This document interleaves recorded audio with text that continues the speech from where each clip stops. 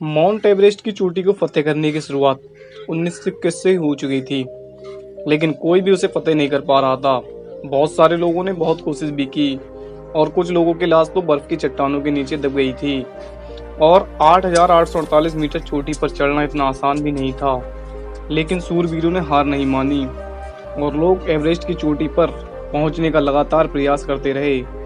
फिर सन 1952 में नेपाल के शेरपा तेनसी और रेमंड ने एवरेस्ट पर पहुंचने का निर्णय लिया, परंतु चोटी से कुछ ही दूरी से इन्हें वापस लौटना पड़ा। लेकिन तेनसिंग ने हार नहीं मानी। फिर से सन 1953 में तेनसिंग और हेनरी एवरेस्ट पर चढ़ने के लिए निकल पड़े। उन्होंने चोटी चढ़ने की शुरुआत 9 अप्रैल 1953 को की। बर्फीली हवाएं, माइनस में टेम्परेचर में वो लोग कैंप बनाकर एक के बाद एक अपनी मंजिल के करीब बढ़ते गए।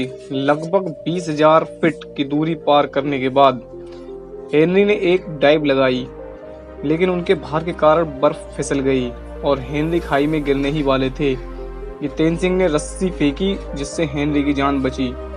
हेनरी और तेनसिंग धीरे धीरे अपनी मंजिल की ओर बढ़ रहे थे, लेकिन चार्ल्स इवान की एक और टीम चोटी की ओर बढ़ रही थी। चार्ल्स इवान की टीम हेनरी और तेनसिंग से पहले चोटी पर चढ़ने के लिए निकली थी। चार्ल्स इवान की टीम चोटी पर चढ़ जाए या चढ़कर वापस आ जाए, तभी हेनरी को आगे बढ़ना था।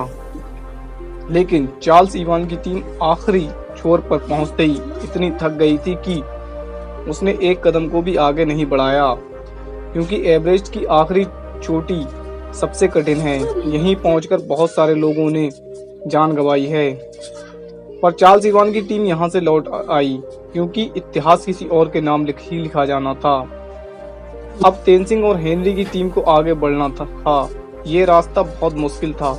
उनके पास ऑक्सीजन भी खत्म हो चुकी थी। वे लोग हर कठिनाई को मात देते गए और 29 मई 1953 को एवरेस्ट की चोटी पर पहुंचे।